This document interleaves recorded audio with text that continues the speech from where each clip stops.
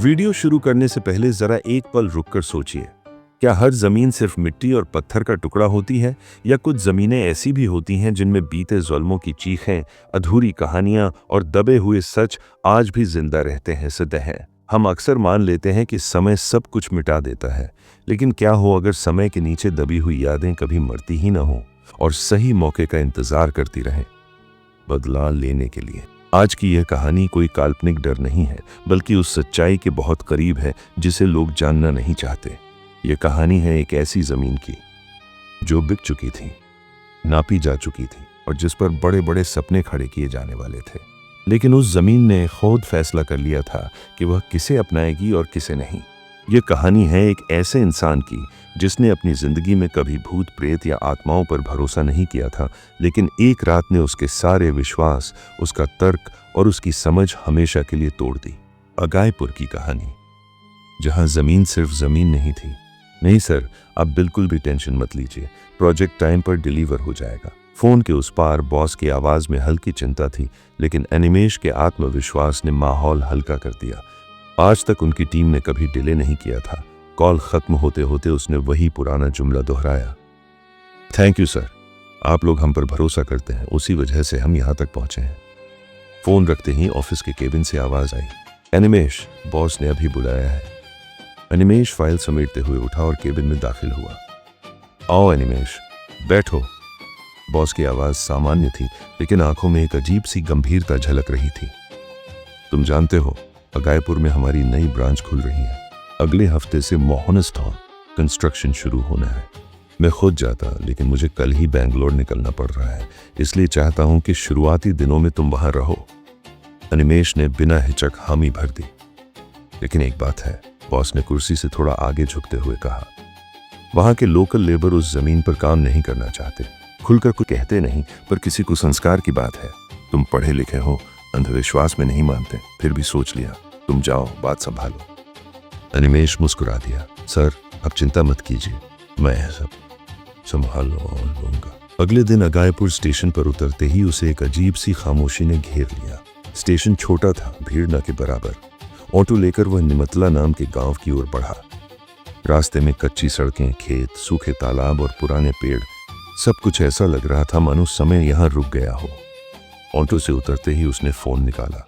2 ring में ही रथिंदा ने call receive कर लिया। हाँ अनिमेश, हो चुका है। हाँ दादा, अभी अभी उतरा हूं। कुछ ही देर में एक मोटरसाइकिल आकर रुकी। आओ, पहले तुम्हें रहने की जगह दिखा देता हूं। सरकारी क्वार्टर जैसा एक पुराना घर, कानूनी तौर पर अवैध, लेकिन गांवों में आम बात। यहीं रहोगे, बाजार पास में है, खाने पीने की दिक्कत नहीं होगी। दोपहर ढल चुकी थी।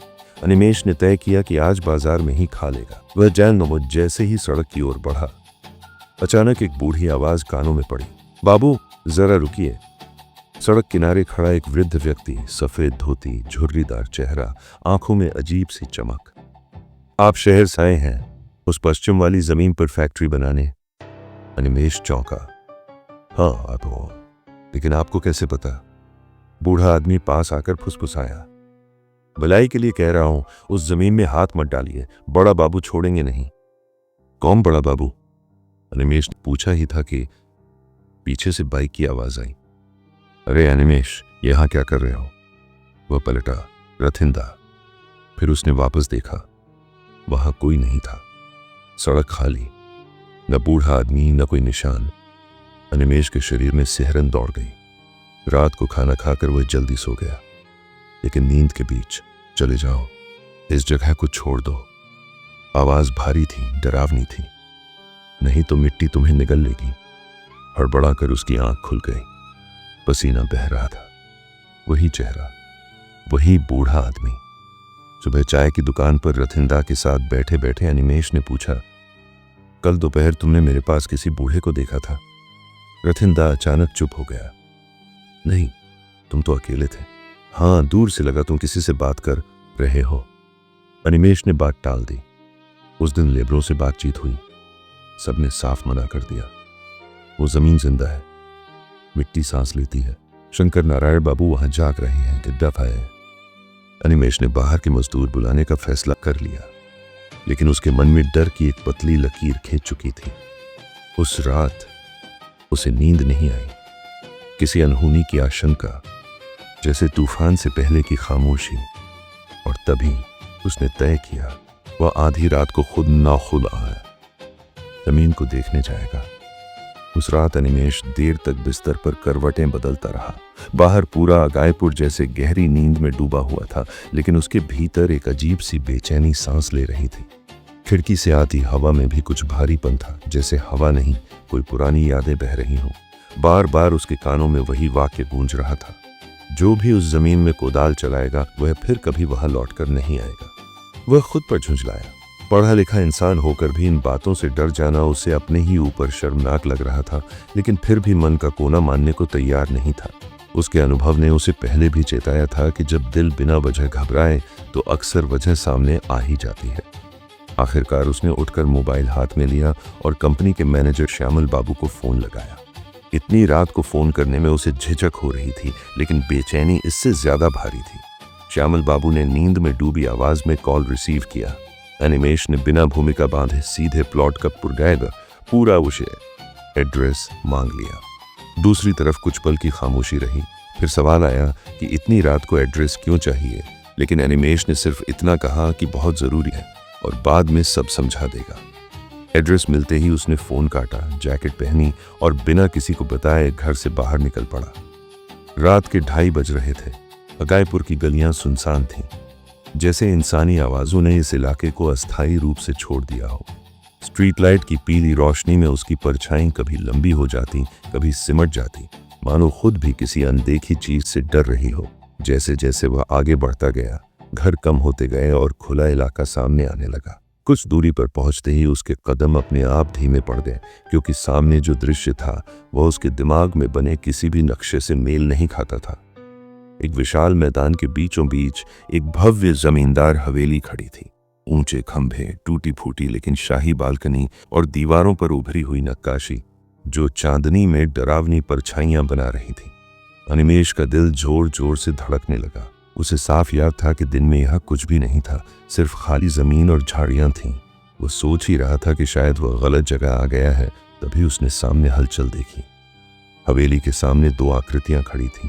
एक बेहद सजी धजी, पुराने जमाने के जमींदारों जैसी पोशाक में लिपटी हुई, और दूसरी रथिंदा। रथिंदा की गर्दन उस शाही आकृति के हाथों में जकड़ी हुई थी। उसकी आंखें बाहर को उभरी हुई थीं और मुंह से सिर्फ टूटी फूटी आवाजें निकल पा रही थीं। अनिमेष का पूरा शरीर सुन्न हो गया। अगले ही पल रथिंदा की आवाज साफ सुनाई दी। वह मदद के लिए पुकार रहा था, अनिमेष का नाम चिल्ला रहा था। अनिमेष होश में आया और दौड़ता हुआ उनकी ओर बढ़ा। उसका दिमाग चिल्ला रहा था कि यह सब सच नहीं हो सकता, लेकिन आंखें जो देख रही थीं वह झुठलाया नहीं जा सकता था। उसने पूरी ताकत से आवाज लगाई कि रथिंदा को छोड़ दो, उसे कुछ मत करो। उसकी आवाज सुनकर वह शाही आकृति धीरे धीरे उसकी ओर मुड़ी। जैसे ही उसका चेहरा सामने आया, अनिमेष की सांस अटक गई। वह चेहरा इंसान का नहीं लग रहा था। त्वचा मरी हुई मछली की तरह सफेद और बेजान थी, आंखें जलते हुए अंगारों जैसी लाल और होठों पर एक ठंडी निर्दयी मुस्कान। उस आकृति ने धीमी भारी आवाज में हंसते हुए कहा कि क्या वह सच में सोचता है कि यहाँ कोई किसी को बचा सकता है। हंसी की गूंज पूरे मैदान में फैल गई और हवेली की दीवारों से टकराकर वापस लौट आई। उसी क्षण अनिमेष ने महसूस किया कि उसके पैरों के नीचे जमीन कुछ अजीब कर रही है। पहले उसे लगा कि यह उसका डर है, लेकिन फिर साफ महसूस हुआ कि जमीन सचमुच हिल रही है, जैसे कोई बहुत बड़ा जीव गहरी नींद में करवट बदल रहा हो। तभी उसकी नजर बगल में खड़ी दूसरी आकृति पर पड़ी।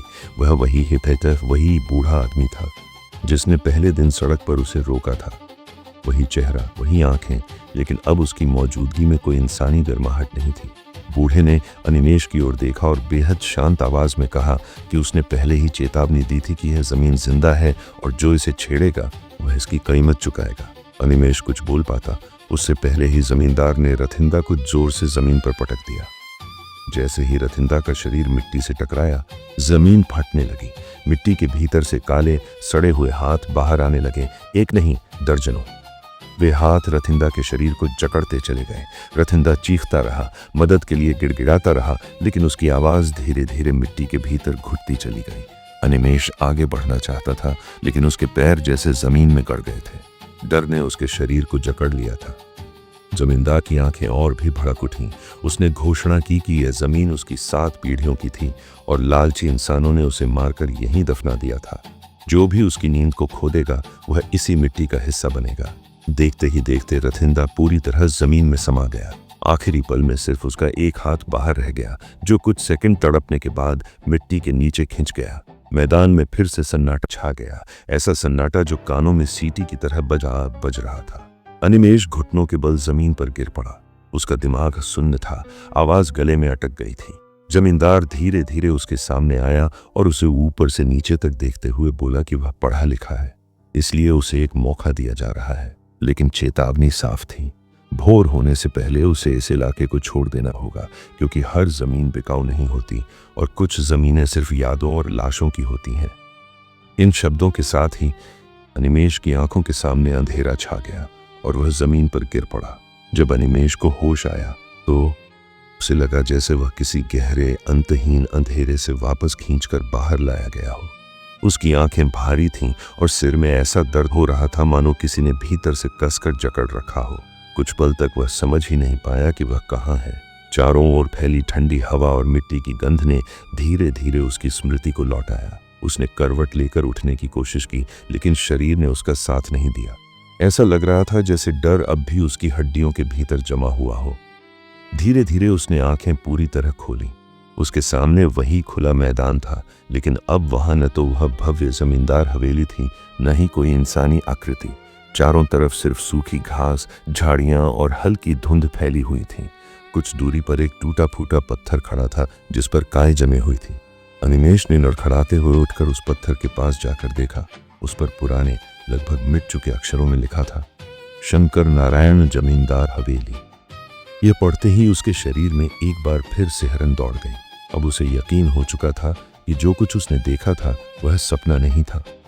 आकाश में हल्की नीली रेखा उभरने लगी थी, भोर होने वाली थी। जमींदार की चेतावनी उसके कानों में गूंज रही थी कि सूरज निकलने से पहले उसे इस इलाके को छोड़ देना होगा।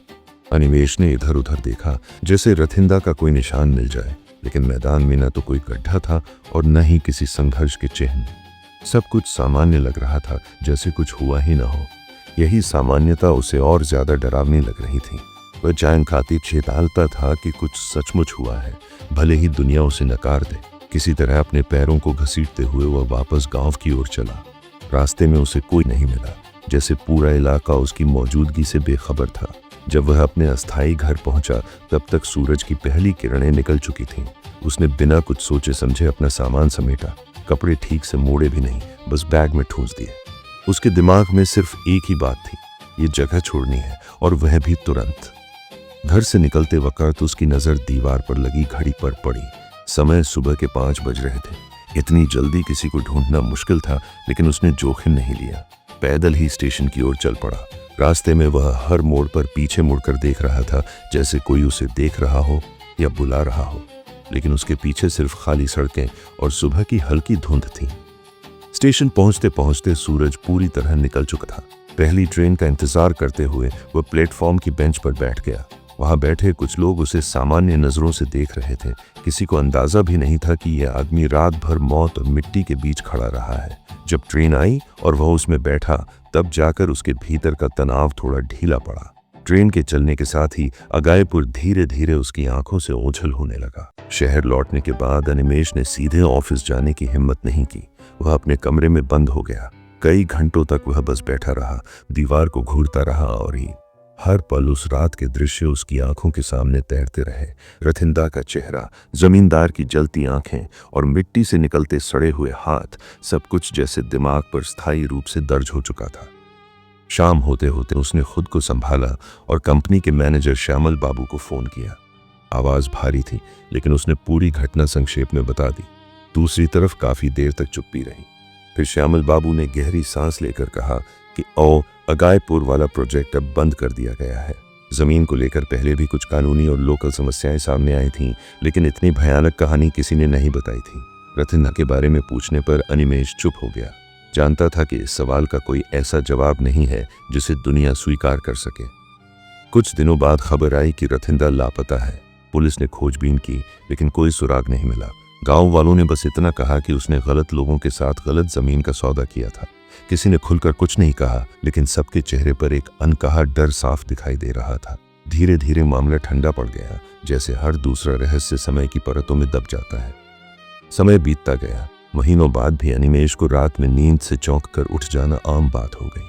कभी कभी उसे लगता कि फर्श के नीचे से कोई हल्की सी आवाज आ रही है, जैसे कोई बहुत धीमी सांस ले रहा हो। जानता था कि यह उसका वहम भी हो सकता है, लेकिन दिल का एक हिस्सा अब भी मानता था कि कुछ जमीनें सच में जिंदा होती हैं और उन्हें छेड़ने की कीमत हमेशा चुकानी पड़ती है। एक दिन ऑफिस में बैठा वह अचानक खिड़की से बाहर देख रहा था। शहर की ऊंची इमारतें, कंक्रीट की सड़कें और मशीनों की आवाजें उसे घेर रही थीं।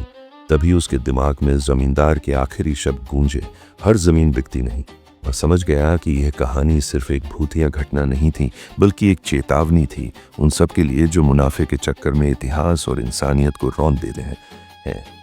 आज भी बरसों बाद तक अगर कोई अगायपुर के उस रास्ते से रात में गुजरता है तो लोग कहते हैं कि उसे जमीन के भीतर से एक भारी धीमी सांस लेने की आवाज सुनाई देती है, जैसे मिट्टी अब भी जाग रही हो, अपने भीतर दफन किए गए सच और लाशों के साथ। और अनिमेष, जिसने उस सच को अपनी आंखों से देखा था, जानता है कि कुछ कहानियां लिखी नहीं जाती, बस जिंदा रह जाती हैं मिट्टी के भीतर सांस लेती हुई। शहर लौट आने के बाद भी अनिमेष के भीतर अगायपुर छूटा नहीं था। शरीर भले ही कंक्रीट की इमारतों के बीच था, लेकिन उसका मन बार बार उसी जमीन पर लौट जाता जहां मिट्टी सांस लेती थी और अतीत जिंदा होकर इंसानों को निगल जाता था। कई रातें ऐसी बीती जब वह नींद में अचानक चौंक कर उठ बैठता, दिल जोर जोर से धड़कता और कानों में किसी भारी श्वास की आवाज गूंजती। वह जानता था कि ये सिर्फ सपने नहीं हैं, ये उस सच्चाई की परछाइयां हैं जिसे उसने अपनी आंखों से देखा था और जिसे भुलाना अब नामुमकिन था। एक रात जब बेचैनी हद से ज्यादा बढ़ गई, उसने तय किया कि वह उस जमींदार शंकर नारायण के बारे में सच्चाई जानने की कोशिश करेगा। यह जरूरी था, शायद अपने मन को समझाने के लिए, या शायद उस डर को किसी तर्क का नाम देने के लिए। अगले दिन उसने ऑफिस से छुट्टी ली और शहर की एक पुरानी लाइब्रेरी पहुंचा, जहां जमींदारी प्रथा और ग्रामीण इतिहास से जुड़ी किताबें और अखबार सुरक्षित रखे जाते थे। धूल से ढकी फाइलों और पीले पड़ चुके पन्नों के बीच खोजते खोजते उसे एक पुरानी रिपोर्ट मिली, जो दशकों पहले एक स्थानीय अखबार में छपी थी। उस रिपोर्ट में लिखा था कि अगायपुर के आसपास के इलाके में कभी शंकर नारायण नाम का एक जमींदार हुआ करता था। अंग्रेजों के जमाने में उसकी गिनती इलाके के सबसे ताकतवर लोगों में होती थी। उसके पास विशाल जमीनें थीं और उसी जमीन पर खड़ी थी उसकी आलीशान हवेली। शुरू में वही सा एक सख्त लेकिन न्यायप्रिय जमींदार माना जाता था, लेकिन समय के साथ हालात बदलने लगे। अंग्रेजों और कुछ लालची दलालों की नज़र उसकी ज़मीन पर पड़ गई। धीरे धीरे उस पर दबाव बनाया गया कि वह अपनी पुश्तैनी ज़मीन बेच दे। रिपोर्ट के मुताबिक शंकर नारायण ने ज़मीन बेचने से साफ इनकार कर दिया था। उसका कहना था कि यह ज़मीन उसके पूर्वजों की धरोहर है और इसे पैसे किसी भी कीमत पर नहीं छोड़ा जा सकता।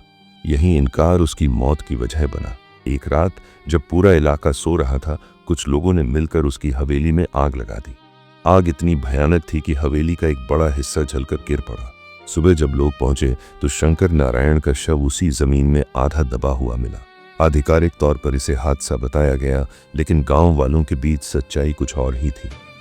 अगले कुछ महीनों में उस जमीन पर अजीब घटनाएं होने लगी। जो भी वहां रहने या काम करने की कोशिश करता, वह बीमार पड़ जाता या किसी अनजानी दुर्घटना का शिकार हो जाता। धीरे धीरे लोगों ने उस जगह से दूरी बना ली। हवेली खंडहर बनती चली गई और फिर एक समय ऐसा आया जब किसी तूफान या भूकंप के बाद वह पूरी तरह गायब हो गई, जैसे जमीन ने उसे अपने भीतर समा लिया हो। इसके बाद भी जमीन खाली रही, लेकिन उसकी कहानी लोगों की यादों में जिंदा रही। अनिमेष ने जब यह सब पढ़ा तो उसके हाथ हल्के से कांपने लगे। जो कुछ उसने देखा था वह इस इतिहास से पूरी तरह मेल खा रहा था। जमींदार की आत्मा, उसकी आग जैसी आंखें और उसका गुस्सा, सब कुछ उस अन्याय का नतीजा था जो उसके साथ किया गया था। रथिंदा की मौत अब उसे सिर्फ एक भूतिया घटना नहीं लग रही थी, बल्कि उस पुराने अपराध का बदला थी जिसे समय ने दबाने की कोशिश की थी। उसी शाम अनिमेष को एक अनजान नंबर से कॉल आया। कॉल उठाते ही दूसरी तरफ से धीमी भारी आवाज आई, जिसे सुनकर उसका दिल बैठ गया। यह वही आवाज थी जो उसने उस रात मैदान में सुनी थी। आवाज ने कहा कि सच्चाई जानने के बाद भी कुछ लोग सबक नहीं लेते और जमीन अब भी उन लोगों की राह देख रही है जो उसे फिर से खोदने की कोशिश करेंगे। अनिमेष कुछ बोल पाता उससे पहले ही कॉल कट गई। जब उसने नंबर दोबारा मिलाया तो वह नंबर अस्तित्व में ही नहीं था। उस रात उसे फिर वही सपना आया।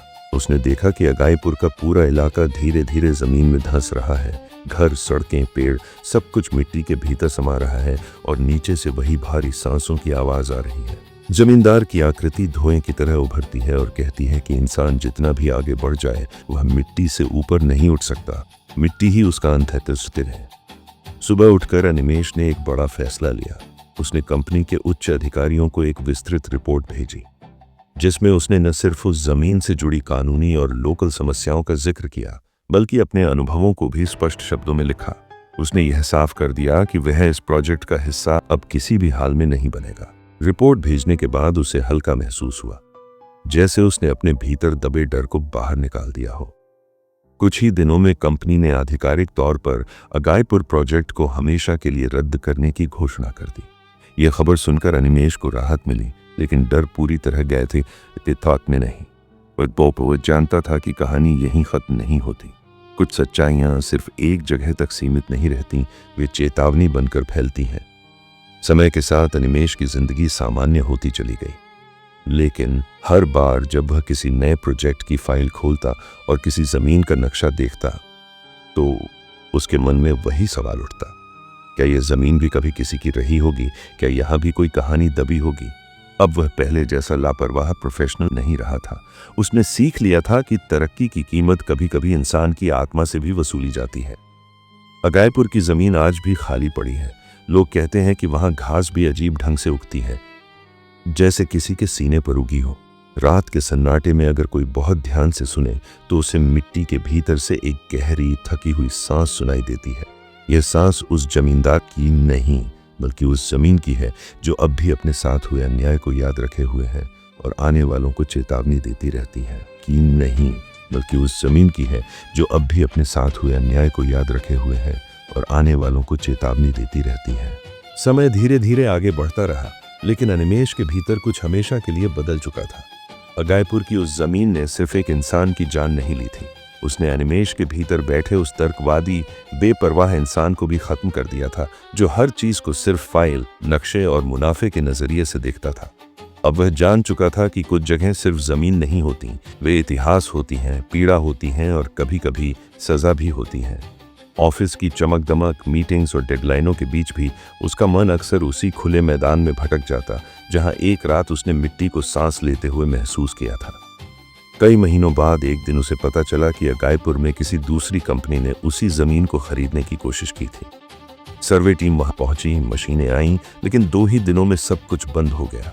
आधिकारिक वजह कभी सामने नहीं आई, बस इतना कहा गया कि लोकल इश्यू है, लेकिन अनिमेष जानता था असली वजह क्या होगी। वह यह भी जानता था कि उस जमीन को समझाने के लिए अब शब्द काफी नहीं है। जो समझेगा वह देखकर ही समझेगा और जो नहीं समझेगा वह मिट्टी बनकर समझेगा। एक शाम वह अपने फ्लैट की बालकनी में खड़ा था। नीचे शहर की सड़कें जिंदा थीं, गाड़ियों की आवाज, लोगों की भीड़ और रोशनी से भरे साइन बोर्ड। तभी अचानक उसे लगा जैसे उस शोर के नीचे कहीं बहुत दूर, बहुत गहराई में वही पुरानी आवाज अब भी मौजूद है। एक धीमी भारी सांस जो याद दिला रही थी कि इंसान चाहे जितना ऊपर चढ़ जाए उसकी जड़ें हमेशा मिट्टी में ही दबी रहती हैं। वह कांप उठा, लेकिन इस बार डर से नहीं बल्कि उस सच्चाई की समझ से जिसे वह नकार नहीं सकता था। उसने अपनी जिंदगी में कई फैसले बदले। अब वह किसी भी नए प्रोजेक्ट से पहले उस जमीन का इतिहास जानने की कोशिश करता, कागजों के पीछे छिपी कहानियों को ढूंढता, क्योंकि उसे एहसास हो चुका था कि हर दस्तावेज के पीछे कभी कोई इंसानी कहानी होती है और हर कहानी का हिसाब मिट्टी अपने तरीके से लेती है।